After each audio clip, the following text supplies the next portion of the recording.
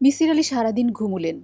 দুপুরে একবার ঘুম ভেঙেছিল, মাথায় অসহ্য যন্ত্রণা। তিনি পরপর 2 গ্লাস ঠান্ডা পানি খেয়ে আবার বিছানায় গড়িয়ে পড়লেন। যখন জাগলেন তখন বেশ রাত। বিছানার পাশে উদ্বিগ্ন মুখে বরকত সাহেব দাঁড়িয়ে আছেন। একজন বেটে মতো লোক আছে, হাতে স্টেথিস্কোপ, নিশ্চয়ই ডাক্তার। দরজার পাশে চোখ বড় বড় করে দাঁড়িয়ে আছে নিজাম। বোঝাই যাচ্ছে সে বেশ ভয় পেয়েছে। বরকত সাহেব বললেন, এখন কেমন লাগছে? ভালো।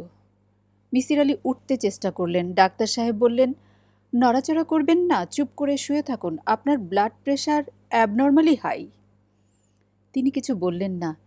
নিজেকে খাপ খাইয়ে নিতে তার সময় লাগছে। ঘুম ঘুম ভাবটা ঠিক কাটছে না। ডাক্তার সাহেব বললেন, হাই প্রেশারে কতদিন ধরে ভুগছেন? প্রেশার ছিল না, হঠাৎ করে হয়েছে। যে জিনিস হঠাৎ আসে তা হঠাৎই যায়, কি বলেন? না না, খুব সাবধানে থাকবেন। আমি তো ভয়ই পেয়ে গিয়েছিলাম। বরকত সাহেবকে বলেছিলাম হাসপাতালে ট্রান্সফার করবার জন্যে। সত্যি করে বলুন, এখন কি বেটার লাগছে? লাগছে, আগের মতো খারাপ লাগছে না। ডাক্তার গম্ভীর ভঙ্গিতে মাথা নাড়তে নাড়তে বললেন, হঠাৎ করে এরকম হাই প্রেশার হবার তো কথা নয়, খুব আনইউজুয়াল। তিনি এক গাদা ওষুধপত্র লিখে দিলেন। যাবার সময় বারবার বললেন, রেস্ট দরকার, কমপ্লিট রেস্ট। কিছু খাওয়া দাওয়া করে শুয়ে পড়ুন। একটা ঘুমের ওষুধ দিয়েছি, খেয়ে টানা ঘুম দিন। ভোরে এসে আমি আবার প্রেশার মাপব। বরকত সাহেব বললেন, আপনি তো সারাদিন কিছু খাননি। এখন খাবো। গোসল সেরে খেতে বসবো। প্রচণ্ড খিদে পেয়েছে। আপনি দয়া করে খাবারটা আমার ঘরে পাঠাবার ব্যবস্থা করবেন। নিশ্চয়ই করব। আপনার সঙ্গে আমি কিছু কথা বলতে চেয়েছিলাম। মিসির আলি বললেন, আজ না, আমি আগামীকাল কথা বলবো। ঠিক আছে, আগামীকাল। বরকত সাহেব ঘর থেকে বেরোতে গিয়েও থমকে দাঁড়ালেন। নিচু গলায় বললেন, আপনার কষ্ট হলো খুব। আমি লজ্জিত। আপনার লজ্জিত হবার কিছুই নেই। আপনি এ নিয়ে ভাববেন না। দীর্ঘ স্নানের পর মিসির সাহেবের বেশ ভালোই লাগলো। ক্লান্তির ভাব নেই, মাথায় সূক্ষ্ম যন্ত্রণা আছে, তবে তা সহনীয়, এবং মনে হচ্ছে গরম এক কাপ চা খেলে সেরে যাবে। খাবার নিয়ে এলো নিজাম। মিসির আলি লক্ষ্য করলেন নিজাম তাকে বারবার আর চোখে দেখছে। তার চোখে সীমাহীন কৌতূহল। সম্ভবত সে কিছু বলতে চায়, সাহস পাচ্ছে না। মিসির আলি ভারী গলায় ডাকলেন, নিজাম। জি স্যার। তুমি কেমন আছো? জি স্যার, ভালো। তিনি তোমাকে কখনো মাথা ব্যথা দেয়নি? নিজাম চমকে উঠল, কিন্তু নিজেকে সামলে নিল। সহজভাবে ভাত তরকারি এগিয়ে দিতে লাগলো। কথা বলছে না কেন নিজাম? কি কথা বলবো স্যার? ওই যে জিজ্ঞেস করলাম তিন্নি তোমাকে মাথা ব্যথা দেয় কিনা। আমার ধারণা সবাইকেই মাঝে মাঝে দেয়। ঠিক বলছি না? জি স্যার, ঠিক বলছেন। তোমাকেও দিয়েছে? জি স্যার। কবার দিয়েছে? অনেকবার। তবু তুমি এ বাড়িতে পড়ে আছো কেন? চলে যাচ্ছ না কেন? নিজাম জবাব দিল না। মিসির আলি বললেন, আমি ওর অসুখ ভালো করার জন্য এসেছি। কাজেই ওর সম্পর্কে সব কিছু আমার জানা দরকার। তোমরা যদি না বলো তাহলে আমি জানবো কি করে? কি জানতে চান স্যার? মানুষকে কষ্ট দেবার এই ব্যাপারটা ও কবে থেকে শুরু করেছে? 3 বছর ধরে হচ্ছে। প্রথম কিভাবে এটা শুরু হলো তোমার মনে আছে? জি, আছে। রহিমা তিন্নি আপার জন্য দুধ নিয়ে গিয়েছিল। তিন্নি আপা খাচ্ছিল না। তখন রাগের মাথায় রহিমা তিন্নি আপাকে একটা চড় দেয়। তারপরই শুরু হয়।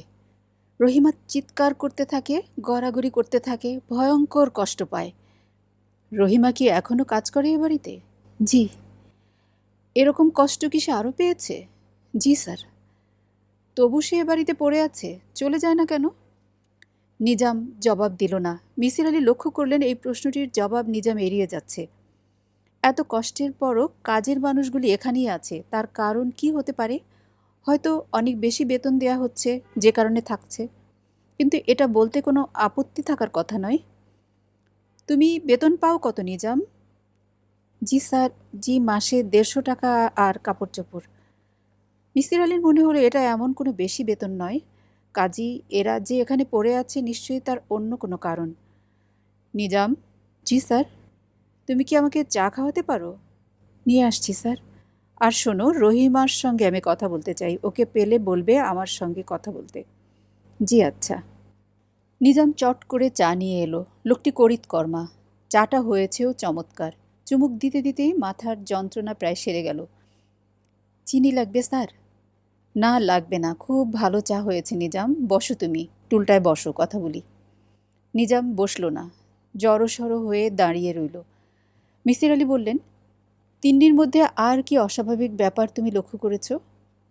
নিজাম মাথা চুলকাতে লাগলো। মিসির সাহেব বললেন, ভালো করে চিন্তা করে বলো, সে এমন কিছু কি করে যা আমরা সাধারণত করি না? তিন্নি আপা রোদের মধ্যে বসে থাকতে ভালোবাসেন। তাই নাকি? জি স্যার, জ্যৈষ্ঠ মাসের রোদেও তিন্নি আপা সারা দিন ছাদে বসে থাকেন। এছাড়া আর কি করে? আর কিছু না। মনে করতে চেষ্টা করো, হয়তো কোনো ছোট ব্যাপার। তোমার কাছে হয়তো এর কোনো মূল্যই নেই, কিন্তু আমার কাছে তা গুরুত্বপূর্ণ হতে পারে। বুঝতে পারছো আমার কথা? জি স্যার। রাত 1টার দিকে মিসির আলি তিন্নির আঁকা ছবিগুলি নিয়ে বসলেন। সব মিলিয়ে 5টি ছবি। প্রতিটি ছবি গাছ বা গাছ জাতীয় কিছুর। বেশিরভাগ গাছ লতানো। গাছের রং হলুদ থেকে লালের মধ্যে। সবুজের কিছুমাত্র ছোঁয়াও নেই। তিন্নি হলুদ এবং লাল রং দিয়ে ছবি আঁকলো কেন? সম্ভবত তার কাছে সবুজ রং ছিল না। অবশ্যই শিশুরা অদ্ভুত রং ব্যবহার করতে ভালোবাসে। তার এক ভাগ্নি মানুষ আঁকে আকাশি নীল রঙে। মানুষের চোখে দেয় গাঢ় লাল রং। অবশ্যই এই 5টি ছবি শিশুর আঁকা ছবি বলে মনে হচ্ছে না। শিশুরা এত চমৎকার আঁকে না। একটি ছবিতে দেখা যাচ্ছে ঝড় হচ্ছে, প্রচণ্ড ঝড়। কোনো শিশু, তা সে যত প্রতিভাবানই শিশু হোক, এরকম নিখুঁত ঝড়ের ছবি আঁকতে পারবে না। ছবি দেখে মনে হয় ঝড়ের সময়টায় এই ছবির শিল্পী উপস্থিত ছিল। হাওয়ায় যে ঘূর্ণি উঠেছে তাও সে লক্ষ্য করেছে। মিসির আলি সাহেব মনে মনে একটি থিওরি দাঁড় করানোর চেষ্টা করলেন। তিনি ভাবতে চেষ্টা করলেন, ছবিগুলি কোনো শিশুর মন গড়া ছবি নয়, কল্পনার ছবি নয়। এই গাছ, এই ঝড়, বাতাসের এই ঘূর্ণি ছবির শিল্পী দেখেছে। যদি তাই হয়, তাহলে এই গাছগুলি কি পৃথিবীর? পৃথিবীর গাছে সবুজ রং থাকবে। ছায়াতে জন্মানো কিছু কিছু হলুদ গাছ তিনি দেখেছেন, কিন্তু এরকম কড়া সূর্যের আলোয় হলুদ গাছ তিনি দেখেছেন বলে মনে করতে পারলেন না। প্রতিটি ছবিতে 2টি সূর্য, গনগনে সূর্য। এর মানে কি? পৃথিবীর কোনো ছবিতে 2টি সূর্য থাকবে না? তাহলে কি এই থিওরি দাঁড় করানো যায় যে ছবিতে যে দৃশ্য দেখা যাচ্ছে তা অন্য কোনো গ্রহের?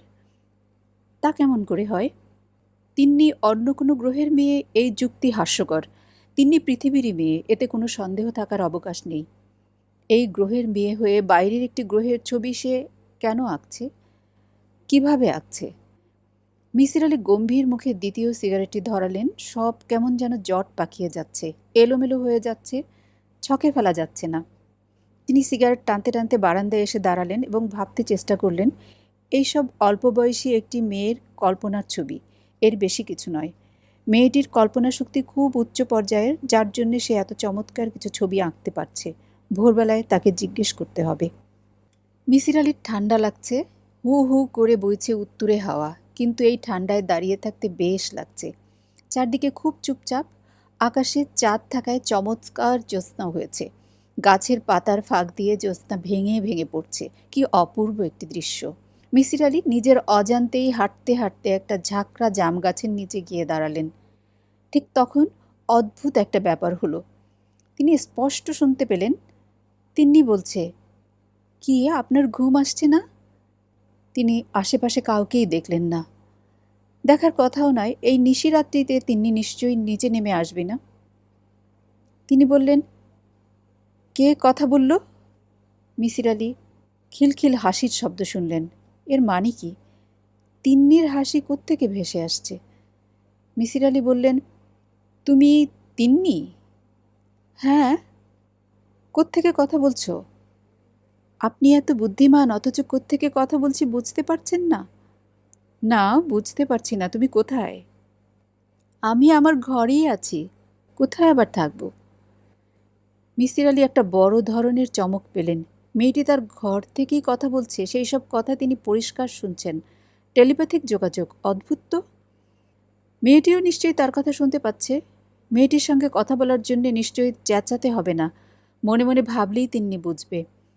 মিসির আলি কথা বলা শুরু করলেন। এরকম অদ্ভুত কথোপকথন তিনি আগে কখনো করেননি। মিসির আলি, বলছেন, কেমন আছো তিন্নি? ভালো। এখনো জেগে আছো? হ্যাঁ, আছি। কেন? আমারও আপনার মতো ঘুম আসছে না। রোজই জেগে থাকো? মাঝে মাঝে থাকি। তোমার ছবিগুলি বসে বসে দেখলাম। আমি জানি খুব সুন্দর হয়েছে, তাও জানি। এগুলি কোথাকার ছবি? বলবো না। কেন? বলতে অসুবিধা কি? বলতে ইচ্ছে হচ্ছে না। ছবিতে দেখলাম দুটি সূর্য। হ্যাঁ, দুটি। দুটি কেন? দুটি থাকলে আমি কি করব? একটি আঁকবো। কথাবার্তা এই পর্যন্তই। মিসির আলি অনেকক্ষণ দাঁড়িয়ে রইলেন, কিন্তু আর কোনো যোগাযোগ হলো না। তিনি বেশ কয়েকবার ডাকলেন, তিন্নি, তিন্নি। কোনো জবাব নেই। মিসির আলি নিজের বিছানায় ফিরে এলেন। ঘুম চলে গিয়েছে, শুয়ে থাকার কোনো মানে হয় না। তিনি আবার ছবি নিয়ে বসলেন। যদি নতুন কিছু বের হয়ে আসে, যে মাটির উপর গাছগুলি দাঁড়িয়ে আছে তার রং কি, আকাশের রং কি, গাছপালার ফাঁকে কোনো কীটপতঙ্গ আছে কি, যদি থাকে তাদের রং কি। আপনি এখনো জেগে আছেন? তিনি চমকে উঠলেন। তিন্নি আবার কথা বলা শুরু করেছে। হ্যাঁ, এখনো জেগে আছি, তোমার ছবি দেখছি। কেন দেখছেন? একবার দেখাও যা 100বারও দেখাতা। হুম, তুমি ঠিক বললে না। প্রথমবার অনেক কিছু চোখে পড়েনি। আপনি ঘুমিয়ে পড়ুন। ঘুম আসছে না। আমি কিন্তু আপনাকে ঘুম পাড়িয়ে দিতে পারি। পারো নাকি? হ্যাঁ, পারি। দেব? না, তার দরকার নেই। তোমার সঙ্গে কথা বলতে ভালো লাগছে। তাহলে বলুন, আমার সঙ্গে তুমি যেভাবে কথা বলছো, অন্যদের সঙ্গেও কি সেইভাবে কথা বলো? না। কেন বলো না? বলতে ইচ্ছে করে না। মিসির আলি চেষ্টা করতে লাগলেন আজে বাজে প্রশ্নের ফাঁকে ফাঁকে দু একটি জরুরি প্রশ্ন করে খবরাখবর বের করে আনা। কিন্তু মেয়েটি খুব সাবধানী। সে অনায়াসে ফাঁদ কেটে বেরিয়ে যাচ্ছে। তবুও এর মধ্যে একটি হচ্ছে, তিন্নি শুধু মানুষ নয়, পশুদের সঙ্গেও, যেমন বেড়াল, যোগাযোগ করতে পারে। মিসির আলি জিজ্ঞেস করলেন, বেড়াল তোমার কথা বুঝতে পারে? হুম, পারে। তুমি ওর কথা বুঝতে পারো? বেড়াল কোনো কথা বলে না, তবে সে যা ভাবে তা বুঝতে পারি। অবশ্যই সবসময় পারি না। কখন কখন পারো? তা জেনে আপনি কি করবেন? আপনি কি বেড়াল? তিনি খিলখিল করে হাসতে লাগলো। মিসির আলি রোমাঞ্চ বোধ করলেন। মেয়েটি নিজের ঘরে বসে হাসছে, অথচ তিনি কি স্পষ্ট শুনতে পাচ্ছেন। তিন্নি, বলুন। এই যে তুমি কথা বলছো, আমি শুনছি। আচ্ছা, এ বাড়িতে অন্য যারা আছে তারা কি শুনছে? তারা শুনবে কিভাবে? আমি কি তাদের সঙ্গে কথা বলছি? তাও তো ঠিক। আচ্ছা, ধরো কাল ভোরে আমি যদি অনেক দূরে চলে যাই, 3-4 মাইল দূরে কিংবা তার চেয়েও দূরে, তখনও কি তুমি আমার কথা শুনতে পাবে? তিন্নি বিরক্ত হয়ে বলল, আপনার সঙ্গে আর কথা বলতে ইচ্ছে করছে না। আমি আর কথা বলবো না। মিসির আলি বলল, শুভরাত্রি তিন্নি। তার কোনো জবাব তিনি শুনতে পেলেন না। মাথার যন্ত্রণাটা আবার ফিরে এসেছে, শরীরটা হালকা লাগছে।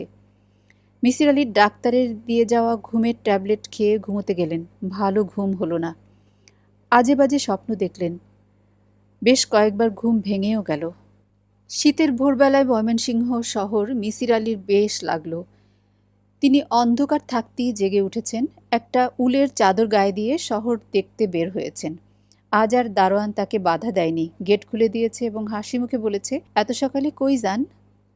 সম্ভবত বরকত সাহেব দারোয়ানকে কিছু বলেছেন। সব মফস্বল শহর দেখতে একরকম, তবু এই শহরটি ব্রহ্মপুত্র নদীর জন্যেই বোধহয় একটু আলাদা। কিংবা কে জানে, ভোরবেলার আলোর জন্যই হয়তো এরকম লাগছে। মিসির আলি হেঁটে হেঁটে নদীর পাড়ে চলে গেলেন। নদী শুকিয়ে এতটুকু হয়েছে। চিনির দানার মতো সাদা বালির চর পড়েছে। অদ্ভুত লাগছে দেখতে। মর্নিং ওয়াকে বের হয়েছে এরকম বেশ কয়েকটি দল পাওয়া গেল। সবাই বুড়োর দল। জীবনের শেষ প্রান্তে এসে হঠাৎ শরীরের জন্য তাদের মমতা জেগে উঠেছে। এইসব অপূর্ব দৃশ্য আরও কিছুদিন দেখতে হলে শরীরটাকে বাঁচিয়ে রাখতে হবে। মিসির আলি নদীর পাড় ধরে দ্রুত হাঁটতে লাগলেন। তাকে দেখে মনে হচ্ছে তার কোনো উদ্দেশ্য আছে। তিনি কিছু একটা করতে চান, কিন্তু তার মনে কোনো গোপন উদ্দেশ্য ছিল না। ভোরবেলায় নদীর পাড়ের একটা ছোট শহর দেখতে ভালো লাগছে, এই যা। মাইল দুয়েক হাঁটার পর খানিকটা ক্লান্তি বোধ করলেন। বয়স হয়ে যাচ্ছে, এখন আর আগের মতো পরিশ্রম করতে পারেন না। ঘড়িতে 6টা বাজে, এখন উল্টো পথে হাঁটা শুরু করা দরকার। বরকত সাহেব নিশ্চয়ই ভোরের নাশতা নিয়ে অপেক্ষা করছেন। একটা খেয়াঘাট দেখা যাচ্ছে। খেয়াঘাটের পাশে বেঞ্চি পেতে সুন্দর একটা চায়ের দোকান। মিসির আলি বেঞ্চিতে বসে চায়ের কথা বললেন। সিগারেট খাবার ইচ্ছা হচ্ছে, কিন্তু প্যাকেট ফেলে এসেছেন।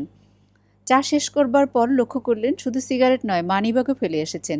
তার অস্বস্তির সীমা রইল না। তিনি প্রায় ফিসফিস করে বললেন, আগামীকাল ভোরবেলা চায়ের পয়সা দিয়ে যাব। আমি ভুলে মানিব্যাগ ফেলে এসেছি, আপনি কিছু মনে করবেন না। চায়ের দোকানি দাঁত বের করে হাসল, যেন খুব মজার একটা কথা শুনছে। কোনো অসুবিধা নাই, দরকার হইলে আরেক কাপ খান। মিসির আলি সত্যি সত্যি আরেক কাপ চা খেলেন। অল্প অল্প রোদ উঠেছে। রোদে পা ফেলে জ্বলন্ত উনুনের সামনে একটা হাত মেলে দিয়ে চা খেতে বেশ লাগছে। মিসির আলি হাসি মুখে বললেন, দোকান আপনার কেমন চলে? লোকজন তো দেখি না। দোকান চলে না, পিকি কিনি নাই, মানুষজন নাই, চা কে খাইব কন? ভালো জায়গায় গিয়ে দোকান করেন, যেখানে লোকজন আছে। দাড়িওয়ালা লোকটি হাসি মুখে বলল, মনের টানে পইরা আছি, জায়গাটা বড় ভালো লাগে। মায়া পইরা গেছে, একবার মায়া পড়লে যাউন মুসিবত। মিসির আলি চমকে উঠলেন। এই বুড়োর কথায় একটা সূত্র পাওয়া যাচ্ছে। তিনি বুঝতে পারছেন কেন এত কষ্টের পরও নিজাম বা রহিমা ও বাড়িতে পড়ে থাকে।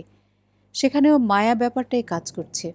এই মায়া তৈরির ব্যাপারে তিন্নিরও নিশ্চয়ই একটা ভূমিকা আছে। মায়া জাগিয়ে রাখছে তিন্নি, কেউ তা বুঝতে পারছে না। মানুষের সমস্ত আবেগ এবং অনুভূতির কেন্দ্রবিন্দু মস্তিষ্ক। মেয়েটি সেই মস্তিষ্ক নিয়ন্ত্রণ করতে পারে অতি সহজেই। মিসির আলির মনে হলো এই মেয়েটি একই সঙ্গে দুটি কাজ করে। আশেপাশের লোকজনদের একটু দূরে সরিয়ে রাখে, আবার টেনে রাখে নিজের দিকে। মেয়েটি নিজের সব ক্ষমতাও সবাইকে দেখাচ্ছে না। যেমন ধরা যাক, দূর থেকে কথোপকথনের ক্ষমতা। এর খবর এবাড়ির অন্য কেউ জানে না। কিন্তু কেন জানে না? কেন এই মেয়েটি সত্য গোপন রেখেছে? আবার পুরোপুরি গোপনও রাখছে না, তার কাছে প্রকাশ করেছে। কেন করেছে? আশঙ্কা কেন? এর উত্তর করতে হবে। একটির পর একটি তথ্যকে সাজাতে হবে, একটি ছকের মধ্যে ফেলতে হবে। মিসির আলি চিন্তিত বোধ করলেন। নিজের অজান্তেই আরেক কাপ চা চাইলেন। চায়ের দোকানি খুশি মনেই চা ছাকতে বসলেন। আমি কাল সকালেই দাম দিয়ে যাব। কোনো অসুবিধা নাই, 3 কাপ চায়ের লাগিন ফতুর হইতাম না। আমরা ময়মনসিংহের লোক, আমরা কলজা বড়। নাম কি আপনার? রশিদ। আচ্ছা ভাই রশিদ, আপনার কাছে সিগারেট আছে? সিগারেট নাই, বিড়ি আছে, খাইবেন? দেন দেখি একটা।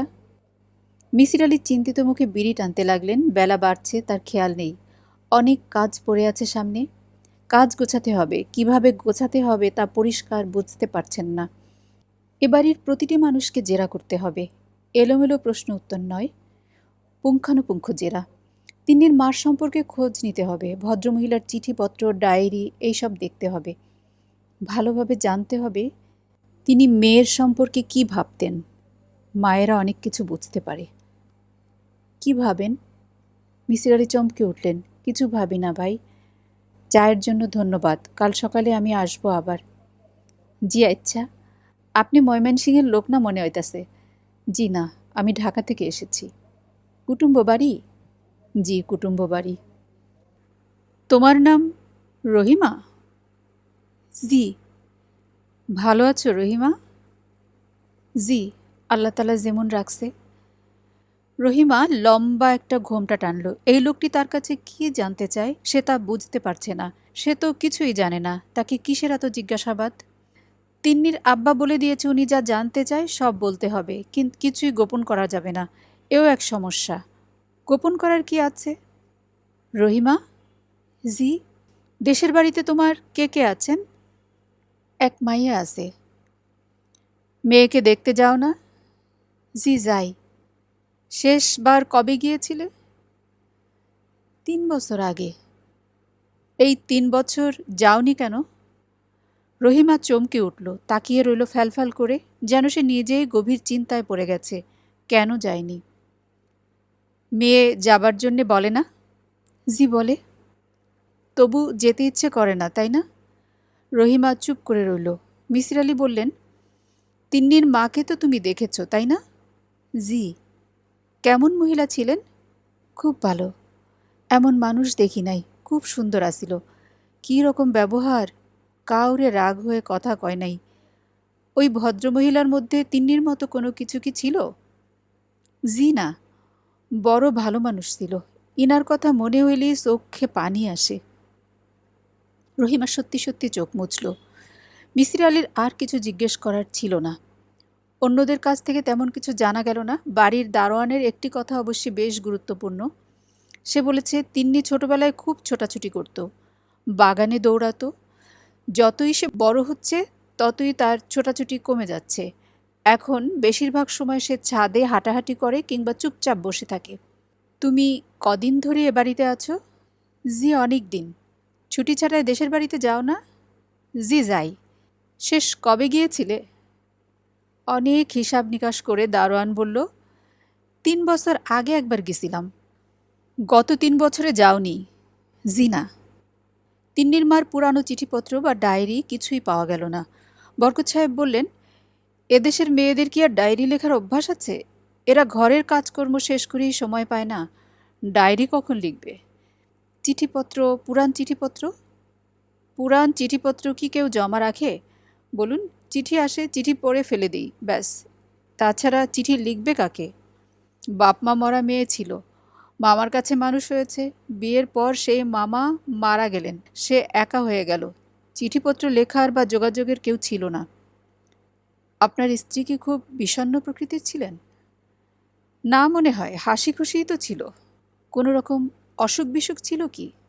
বলার মতো তেমন কিছু না, সর্দি কাশি এইসবে খুব ভুগত। এটা নিশ্চয়ই তেমন কিছু না। তিন্নি যখন পেটে আসে সে সময় কি তার জার্মান মিজলস হয়েছিল?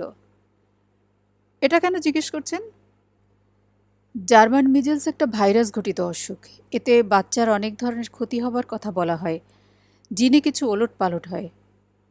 না, এ ধরনের কোনো অসুখ বিসুখ হয়নি। মামস? মামস হয়েছিল? না, তাও না। মিসির আলি বেশ খানিকক্ষণ চুপ করে থেকে বললেন, সেই সময় তিনি কি কোনো অদ্ভুত স্বপ্ন টপ্ন দেখতেন? বরকত সাহেব ভ্রু কুঁচকে বললেন, কেন জিজ্ঞেস করছেন? মানসিক অবস্থাটা জানবার জন্যে। দেখতেন কি না কোনো স্বপ্ন? হ্যাঁ, দেখতেন।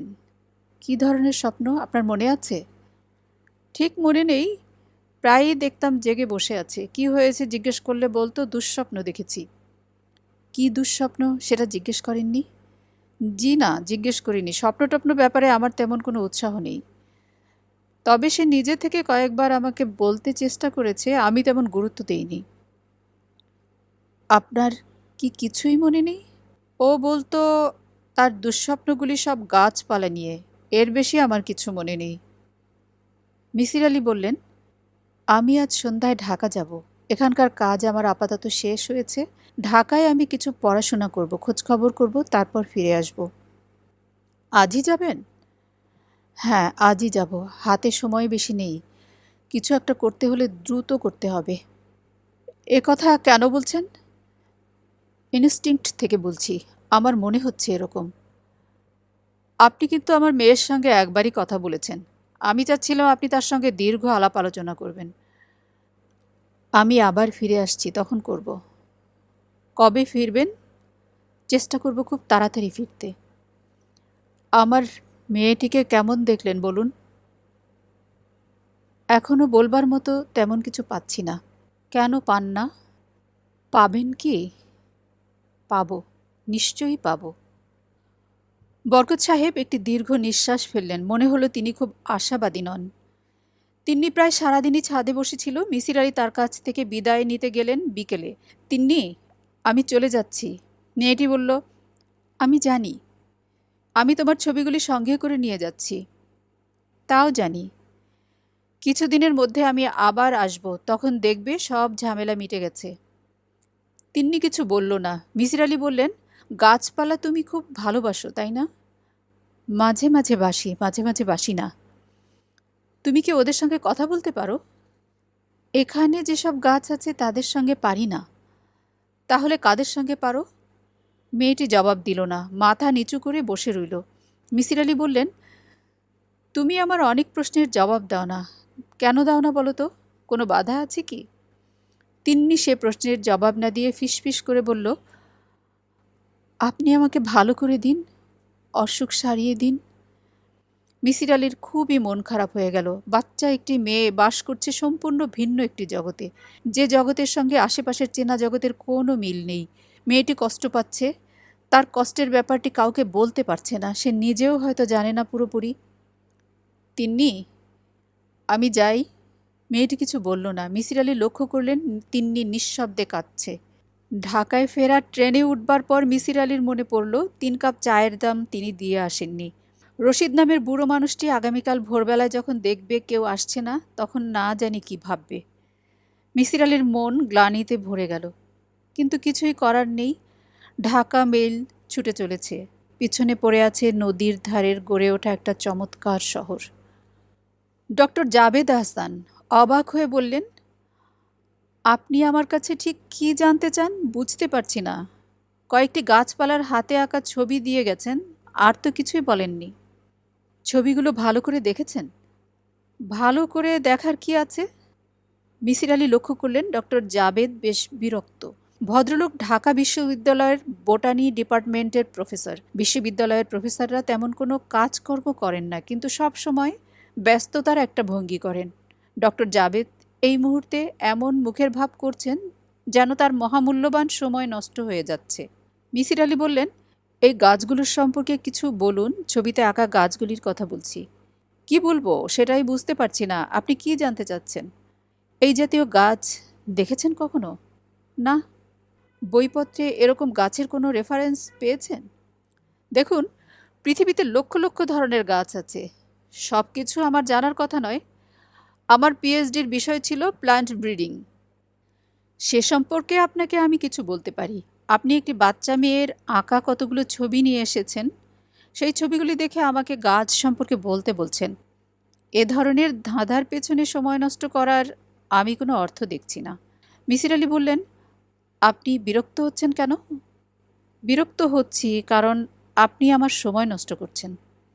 মিসির আলি বললেন, আপনি তো বসে বসে টিভি দেখছিলেন, তেমন কিছু তো করছিলেন না। সময় নষ্ট করার কথা উঠছে কেন?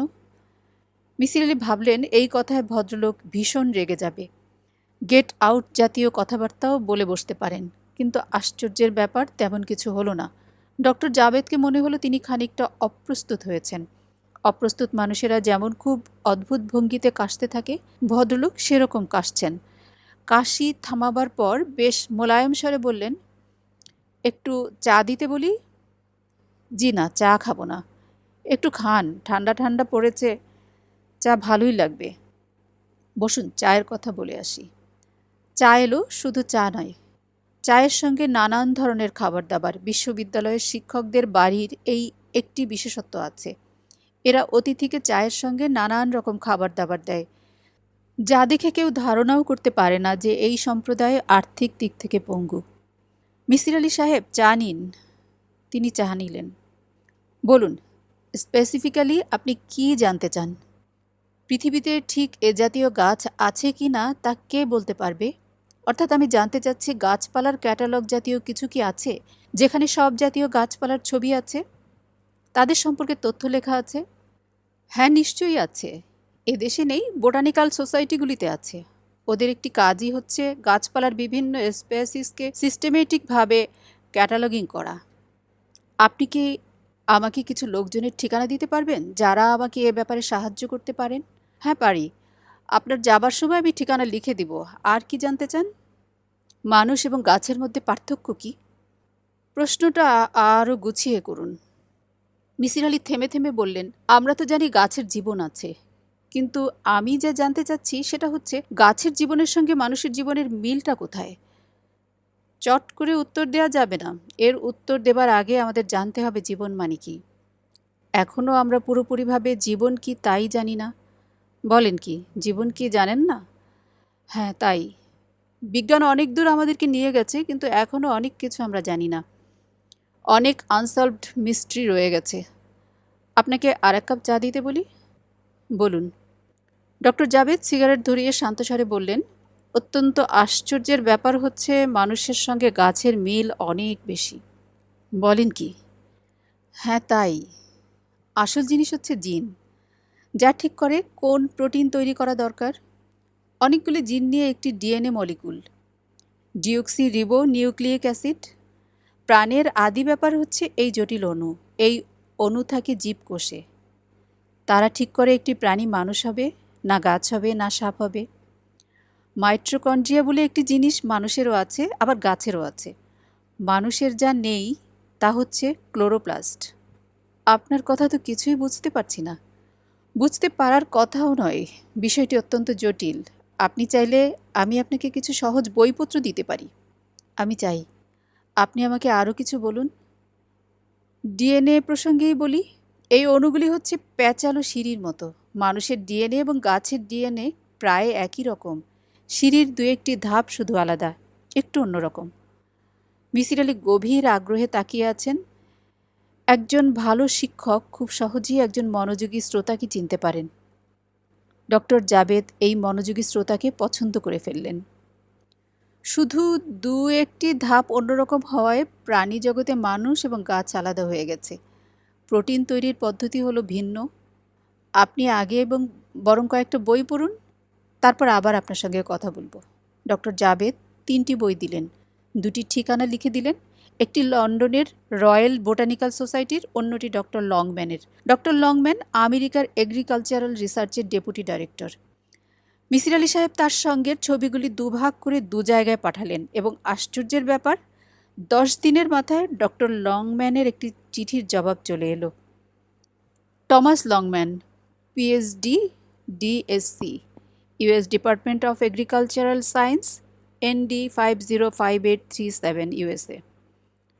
প্রিয় এম আলী, আপনার পাঠানো চিঠি এবং ছবি পেয়েছি। যে সমস্ত লতানো গাছের ছবি আপনি পাঠিয়েছেন তা খুব সম্ভব কল্পনা থেকে আঁকা। আমাদের জানা মতে ওরকম কোনো গাছের অস্তিত্ব নেই, তবে পেরুর গহীন অরণ্যে এবং আমেরিকার রেইন ফরেস্টে কিছু লতানো গাছ আছে যার সঙ্গে আপনার পাঠানো গাছের সামান্য মিল আছে। আমি আপনাকে কিছু ফটোগ্রাফ পাঠালাম, আপনি নিজেই মিলিয়ে দেখতে পারেন। প্রসঙ্গত উল্লেখ করছি, রেইন ফরেস্ট এবং পেরুর গাছগুলির রং সবুজ, কিন্তু আপনার পাঠানো ছবির গাছের বর্ণ হলুদ এবং লালের মিশ্রণ। এর বেশি আপনাকে আর কোনো তথ্য দিতে পারছি না। আপনার বিশ্বস্ত টি লংম্যান। পুনশ্চ, আপনি যদি আপনার ছবির মতো গাছের কিছু নমুনা পাঠান তাহলে আমরা তা অত্যন্ত আগ্রহের সঙ্গে পরীক্ষা করে দেখব। রয়্যাল বোটানিক্যাল সোসাইটির চিঠির জবাব দিতে 20 দিনের মতো দেরি করল। তাদের জবাবটি ছিল 1 লাইনের, প্রিয় এম আলী, আপনার পাঠানো ছবির মতো দেখতে কোনো গাছের কথা আমাদের জানা নেই। আপনার বিশ্বস্ত এ সুরন সেন। মিসির আলি সাহেব এই কদিনের জীবনের উৎপত্তি এবং বিকাশের উপর গোটা 4 বই পড়ে ফেলেছেন। ডিএনএ এবং আরএনএ মলিকুল সম্পর্কে পড়তে গিয়ে লক্ষ্য করলেন প্রচুর কেমিস্ট্রি জানা ছাড়া কিছু স্পষ্ট হচ্ছে না। বারবার অ্যামিনো অ্যাসিডের কথা আসছে। অ্যামিনো অ্যাসিড কী জিনিস তা তিনি জানেন না, অথচ বুঝতে পারছেন প্রাণের রহস্যের সঙ্গে অ্যামিনো অ্যাসিডের একটি ঘনিষ্ঠ সম্পর্ক আছে। মিসির আলি 9-10-এর পাঠ্য কেমিস্ট্রি বই কিনে এনে পড়া শুরু করলেন। কোমর বেঁধে পড়াশোনা যাকে বলে। এই ফাঁকে চিঠি লিখলেন তিন্নির বাবাকে। তিন্নির বাবা তার জবাব দিলেন না, তবে তিন্নি একটি চিঠি লিখল। কোনো রকম সম্বোধন চিঠিতে নেই, হাতের লেখা অপরিচ্ছন্ন, প্রচুর ভুল বানান, কিন্তু ভাষা এবং বক্তব্য বেশ পরিষ্কার। খুব গুছিয়ে লেখা চিঠি, বাচ্চা একটি মেয়ের জন্য যা বেশ আশ্চর্যজনক। চিঠির অংশবিশেষ এরকম ছিল, আপনি আমার বাবাকে একটি চিঠি লিখেছেন। আব্বা সেই চিঠি না পড়েই ছিঁড়ে ফেলেছেন। আব্বা এখন আর আপনাকে পছন্দ করেন না। তিনি চান না আপনি আমার ব্যাপারে আর কোনো চিন্তাভাবনা করেন, কিন্তু আমি জানি আপনি করছেন। যদিও অনেক দূরে থাকেন, তবু আমি বুঝতে পারি আপনি যে আমাকে পছন্দ করেন তাও বুঝতে পারি। কেউ আমাকে পছন্দ করে না, কিন্তু আপনি করেন। কেন করেন? আমি তো কোনো ভালো মেয়ে না। আমি সবাইকে কষ্ট দেই, সবার মাথায় যন্ত্রণা দেই। কাউকে আমার ভালো লাগে না। আমার শুধু গাছ ভালো লাগে। আমার ইচ্ছে করে একটা খুব গভীর জঙ্গলের মাঝখানে গিয়ে বসে থাকি, গাছের সঙ্গে কথা বলি। গাছেরা কত ভালো, এরা কখনো একজন অন্যজনের সঙ্গে ঝগড়া করে না, মারামারি করে না, নিজের জায়গায় চুপচাপ দাঁড়িয়ে থাকে এবং ভাবে। কত বিচিত্র জিনিস নিয়ে তারা ভাবে এবং মাঝে মাঝে একজনের সঙ্গে অন্যজন কথা বলে। কি সুন্দর সেই সব কথা! এখন আমি মাঝে মাঝে ওদের কথা শুনতে পাই। চিঠি এই পর্যন্তই। মিসির আলি এই চিঠিটি কম করে হলেও 10 বার পড়লেন। চিঠির কিছু অংশ লাল কালি দিয়ে দাগ দিলেন। যেমন একটি লাইন, এখন আমি মাঝে মাঝে ওদের কথা শুনতে পাই। স্পষ্টতই মেয়েটি গাছের কথা বলছে। পুরো ব্যাপারটাই সম্ভবত শিশুর কল্পনা। শিশুদের কল্পনার মতো বিশুদ্ধ জিনিস আর কিছু নেই। মিসির আলি নিজের এক ভাগ্নি অমিতা গাছের কথা বলতো। ওদের বাড়ির সামনে ছিল একটা কদম গাছ। অমিতাকে দেখা যেত গাছের সামনে উবু হয়ে বসে ঘন্টার পর ঘন্টা আলাপ করছে। মিসির আলি একদিন আড়ালে বসে কথাবার্তা শুনলেন। কিরে, আজ তুই এমন মুখ কালো করে বসে আছিস কেন? রাগ করেছিস? তুই এমন কথায় কথায় রাগ করিস কেন? কেউ বকেছে? কি হয়েছে বলতো ভাই শুনি। অমিতা অনেকক্ষণ চুপ করে রইল, যেন সে সত্যি সত্যি শুনতে পাচ্ছে গাছের কথা। মাঝে মাঝে মাথা নাড়ছে। একসময় সে উঠে দাঁড়ালো এবং বিকট চিৎকার করে বলল, এই কে কদম গাছকে ব্যথা দিয়েছে? কে পাতা শুদ্ধ তার ডাল ছিঁড়েছে? কান্নাকাটি আর চিৎকার। জানা গেল আগের রাতে সত্যি সত্যি কদম গাছের একটি ডাল ভাঙা হয়েছে। ব্যাপারটা বেশ রহস্যজনক। কিছুদিন পর গাছটি আপনা আপনি মরে যায়। অমিতা নাওয়া খাওয়া বন্ধ করে বড় অসুখে পড়ে যায়। জীবন মরণ অসুখ। মাসখানিক ভুগে সেরে ওঠে। গাছ প্রসঙ্গ চাপা পড়ে যায়। মিসির আলি ঠিক করলেন অমিতার সঙ্গে দেখা করবেন, ছোটবেলার কথা জিজ্ঞেস করবেন। যদিও এটা খুবই সম্ভব যে অমিতার শৈশবের কথা কিছুই মনে নেই। সে এখন থাকে কুমিল্লার ঠাকুরপাড়ায়। তার স্বামী পুলিশের ডিএসপি। সে নিজে কোনো এক মেয়ে স্কুলে পড়ায়। মিসির আলি ঠিক করলেন অমিতার সঙ্গে দেখা করেই চলে যাবেন ময়মনসিংহ। তিন্নির সঙ্গে কথা বলবেন, দু একটা ছোটোখাটো পরীক্ষা টরীক্ষা করবেন। তিন্নির মার আত্মীয় স্বজনের খোঁজ বের করতে চেষ্টা করবেন। তিন্নিকে দিয়ে আরও কিছু ছবি আঁকিয়ে পাঠাবেন ডক্টর লংম্যানের কাছে। অনেক কাজ সামনে। মিসির আলি 2 মাসের অর্জিত ছুটির জন্য দরখাস্ত করলেন।